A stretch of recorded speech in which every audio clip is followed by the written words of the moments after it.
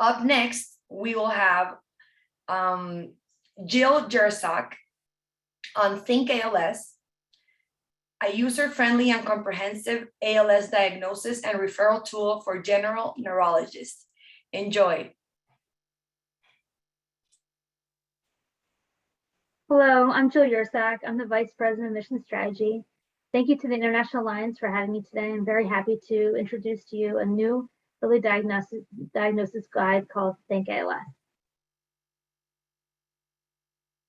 So I want to start with the thank yous. This is the most important part.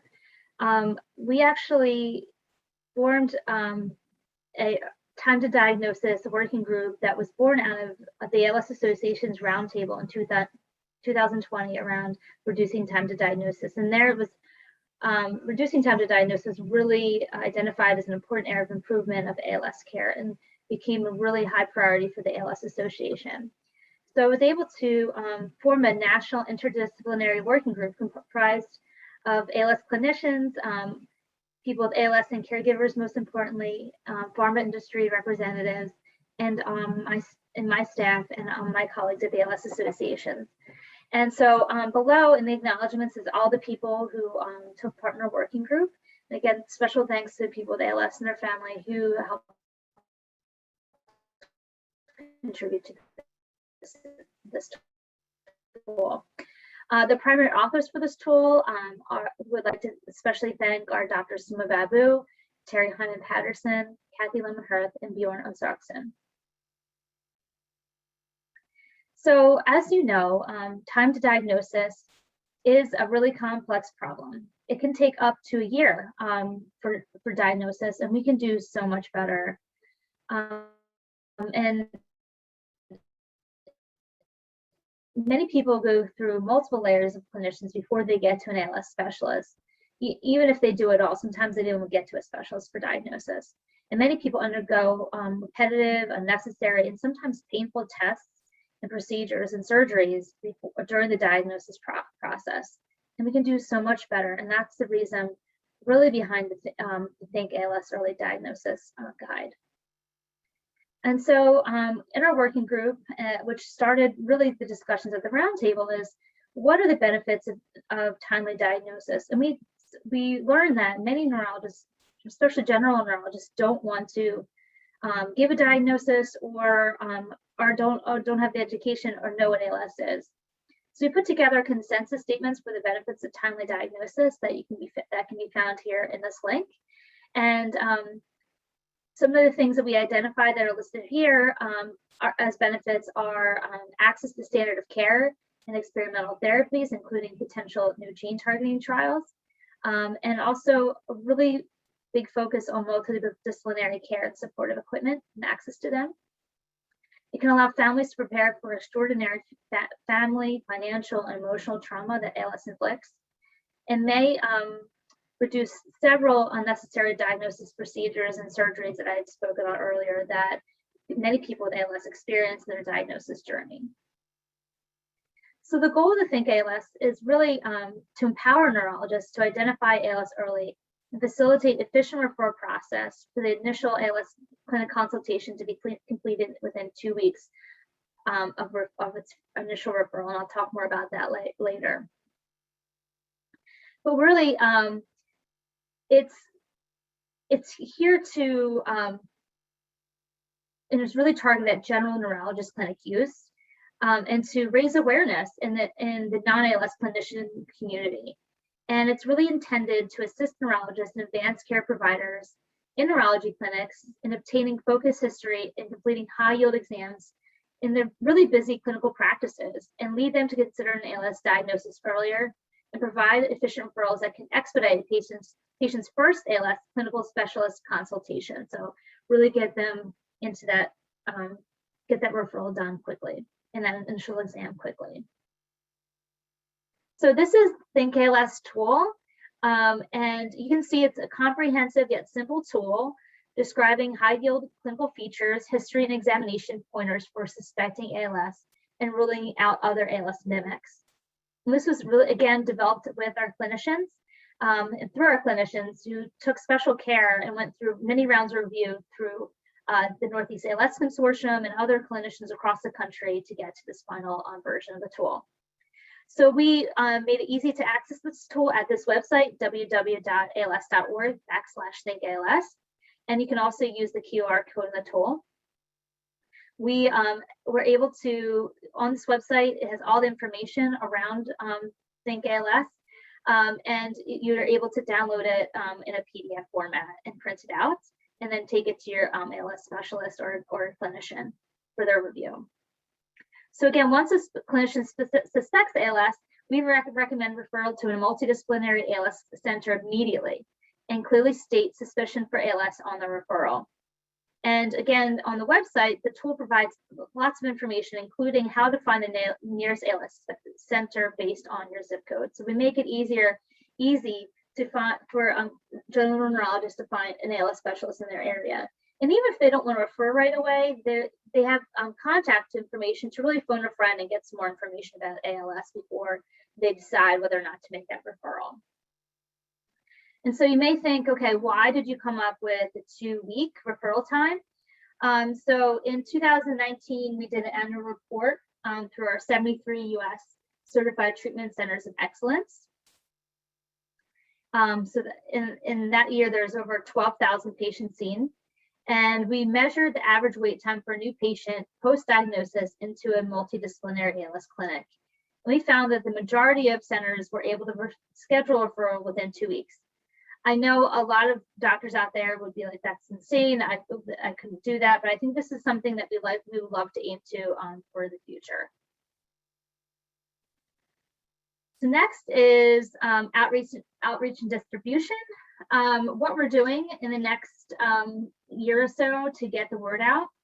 Again, we created a website, ALS.org/thinkALS, and created a QR code. We are partnering with our care leads across the country, and we've printed out copies to send them, and they're hand delivered, that they want to hand deliver to all their general neurology clinics, both community-based, private group practices, and academic tertiary care centers in their area.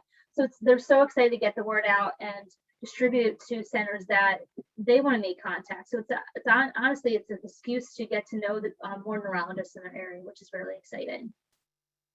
And like I said, the Time to Diagnosis Working Group really worked hard to engage with a lot of different stakeholders from the clinician scientific community to help with feedback and improvement in the tool. And now we're in the outreach phase to help us distribute the tool. So we're working with the AAN, NEM, NEALS. We've worked with international groups, MND UK, MND Australia, and also the tools on the rare disease pages of Medscape. So thinkALS resources initiatives are obviously being presented at international conferences, just like today. So thank you again for having me and letting me spread the word. So for impact, we really hope that this can make a big impact in our community relatively quickly. We hope that we could get people into ALS clinics and specialty clinics within 2 weeks, as opposed to several months or over a year. And by simply stating clearly in the referral the following words: suspicion for ALS, the referral will enter a ALS specific triage pool and enable prioritization, versus if you write other things like weakness or other words in your referral, you could get, which isn't specific enough, we could get into this cycle of referral that could take forever to get to the ALS specialist. So in the information on the website, thinkALS website, we tell you how exactly to write your referral. And again, for newly graduating neurology residents and fellows and advanced practice providers, we really hope this could be helpful in their busy day-to-day clinics, and really a tool for their learning that could be counted for CMA. And when we ask the patients and people with ALS and their families, like what this could help, how this could impact their lives, this is one quote from one of our community members, John Russo. He states that I was diagnosed with ALS 2.5 years after my first symptom. This being the case, I was deemed ineligible for any clinical trials that were available at the time. This was and continues to be a great disappointment for my family and me. I'm hopeful that the thinkALS tool will help reduce diagnosis times for our community. which will also allow for more time for the ALS community to participate in trials. So we are also hopeful too that this could help people get into trials. And thank you, John, for providing this code and for your help developing this tool. So in the future, we really want to expand thinkALS beyond general neurologists. We started with general neurologists because that was identified in the ALS roundtable and confirmed through our working group. But we have to, because you have to start somewhere. We can't get this broad. We want to target a specific audience. But we'd like to broaden this to other audiences in the clinician realm, such as primary care, allied health professionals, and social workers, anyone who would see an ALS, ER doctors, anyone who would see an ALS person with ALS prior to diagnosis. And I really think thinkALS is one of the first of many steps in shortening ALS diagnosis time from symptom onset. And so we're really hopeful this will make a difference in shortened diagnosis times for the ALS community. And again, thank you to my Time to Diagnosis working group and the primary authors of this tool from our clinicians. Again, thank you so much for having me, and I am here to take questions. Thank you.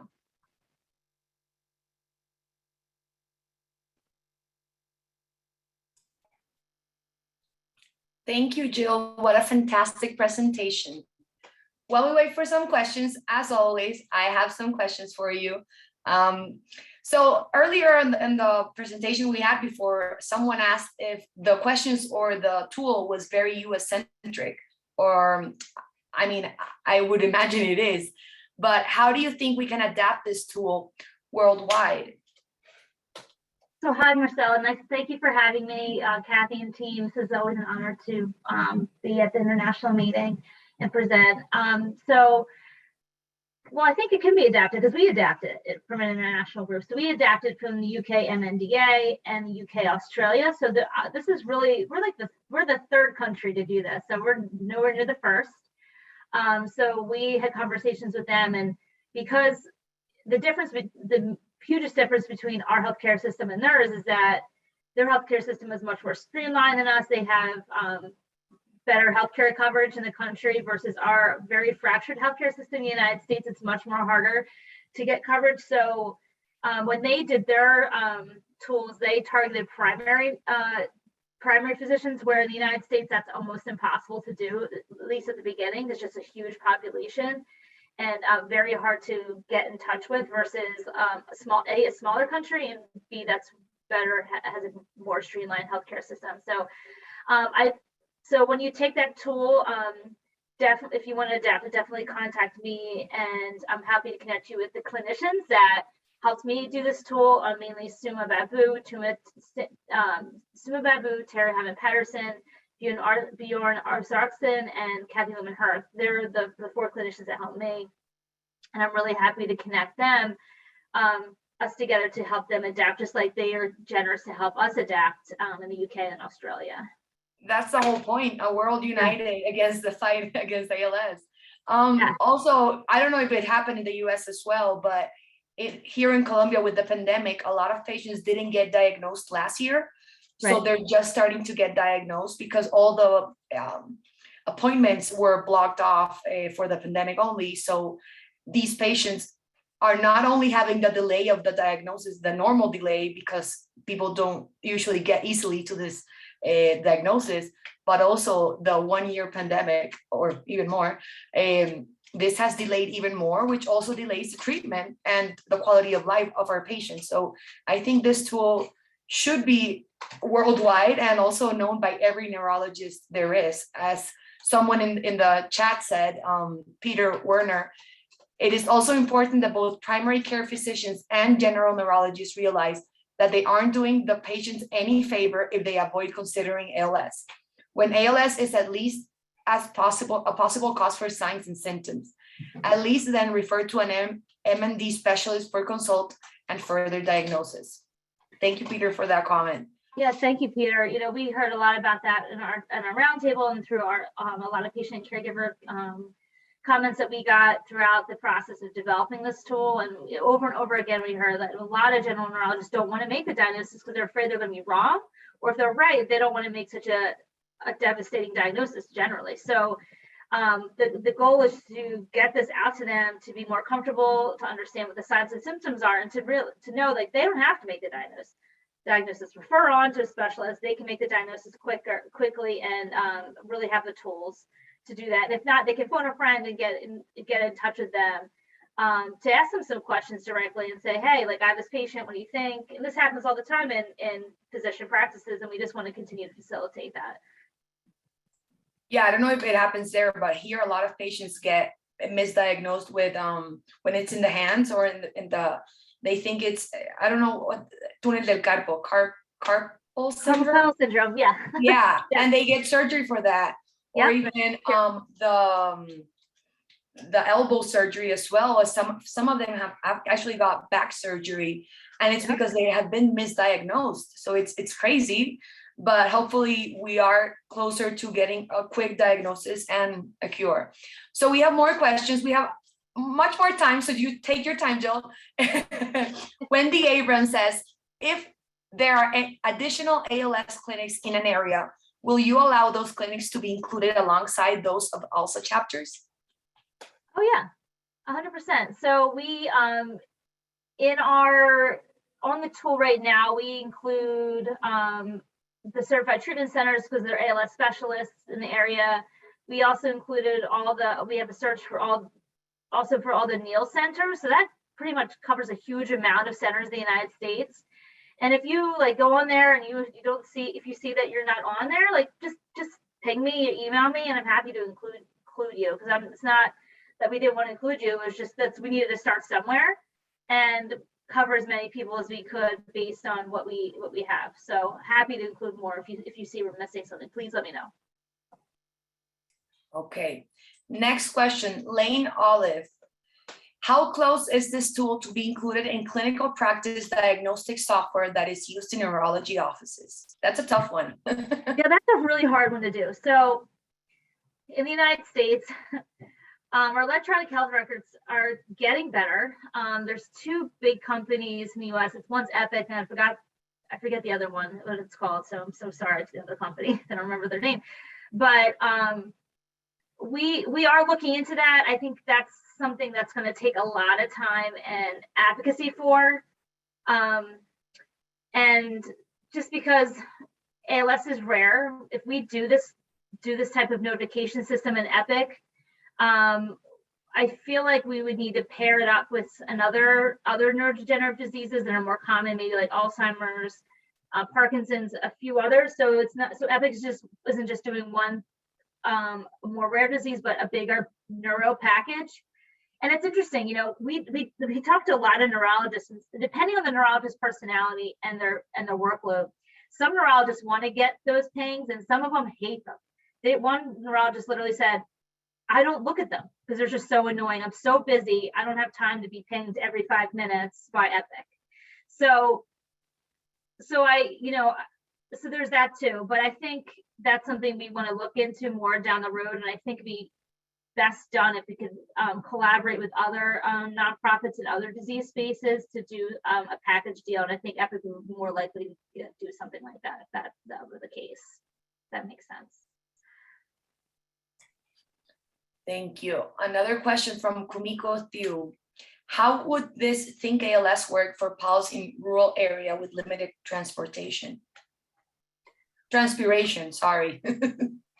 Yeah, so we're trying, that's the goal is, we're given these, the way we have it online is you can get it online, right? But if you, our care service leads across the country we're sending them hard copies to print out and to take to rural areas and to neurologists in their states that aren't in the major metropolitan areas. And it's a way to actually get to those more general neurologists. We're also purchased a mailing list of all the neurologists in the country, and we're about to send out a large email blast with this information. So getting that to neurologists that are on this mailing list, which is a huge list. I forget how many are on the list, but it's a huge amount. So we're trying to think of creative ways to get it to more rural areas, either through boots on the ground or these large mailing lists. And we're also partnering with the American Academy of Neurology and the AANEM, which is a really long acronym, which I'm not going to tell you because I forget the whole thing. But it's another medical society that deals with a lot of neurologists. And so and also Medscape that we're partnering with for them to do email blasts to their partners. And they're doing this for free. And it's been a really great partnership already. They actually helped us do some vetting of the tool with neurologists across the country too. So now it's now in that distribution phase, and we're hoping through these multiple channels we can reach as many neurologists as possible. But if you can think of a great way to get to a neurologist in a really rural area, please again email me. I'll put my email address up here, and love to hear your thoughts and ideas, because that's just something we're always thinking of. It's really hard to do a lot about. I'm really interested personally. So just send me an email if you have any other ideas, and I'll put my email in there now. Also, the QR code makes it easier, right? Like the what? The QR code. Yeah, the QR. Yeah, we're hoping to make the QR code easier, and it's right on the. That's why we created the website. So we're trying to make this easy, and then you can print and download it. So there's different ways you can think about doing it, but again, like if you have any ideas, definitely send it to me. I'll send mine. Okay. And I have just one last question, Jill, if you don't mind. Is this tool only for neurologists, or can other health professionals use the tool and refer to neurologists? Like, can a speech therapist or a physical therapist, can those professionals use the tool, and maybe like that's how they can refer?